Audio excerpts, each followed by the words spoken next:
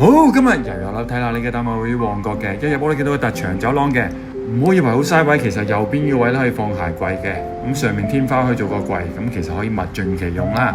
咁浴室咧乾濕分離，3件頭，廚房咧煤氣爐呢邊啦，爐頭呢邊，洗衣機擺呢度，雪櫃擺出廳啦。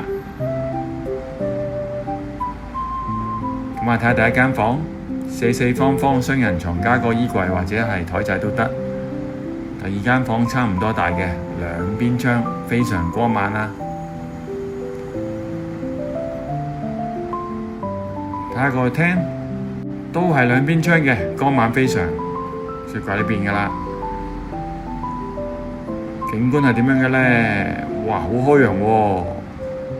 睇下，哇，望到去好遠嘅地方，我懷孕喎，前面咧就有個地盤嘅，嗰個咧係廣華醫院嘅新翼擴展區，所以咧將來呢個景色咧有部分會遮咗少少嘅，到時咧佢有一半咧係低座，一半高座，咁就低座嗰邊就遮唔到個景觀。介紹翻啦，呢個盤叫鴻輝大廈，樓齡咧就係47年，1979年入伙嘅，最高樓層係23樓，合共有168個單位。睇翻呢個盤咧都係新鴻基興建㗎。